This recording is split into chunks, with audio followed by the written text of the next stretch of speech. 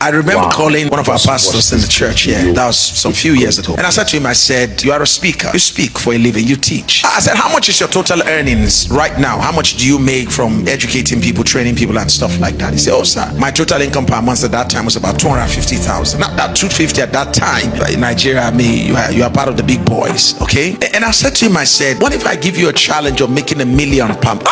He said, Papa, I said, I'm not going to tell you what is not possible. I said, what if I tell you you can make $1 million per month? And he says, sir, how? I said, are you aware that ₦1 million is just 50 people giving you 20,000 naira for something you want to offer them? I said, you mean you can gather 50 people? 50 people can't get to hear that you have something to offer them at 20,000. He says, why not? I said, let's flip it. How about having 20 people that will give you 50,000? Reduce the number, increase the cost, change the audience. Hey, he says, sir. He said, I train people in some places where they pay for some courses at 500,000. I said, those people that pay 500,000 for those courses, do you still have access to them? He said, yes. I said, have they come to the end of knowledge? I said, what they learned last? I said, is that the end of all that they need to know in this life? I said, how about reaching out to them next month and tell them there's something new you guys need to know? That was how he took it seriously and decided to do something, because it is the doing that changes your life. The first training he had was a blow. In that single year, he built a house. All of that would not be possible if we did not sit down together to talk. So part of your leverage is relationships.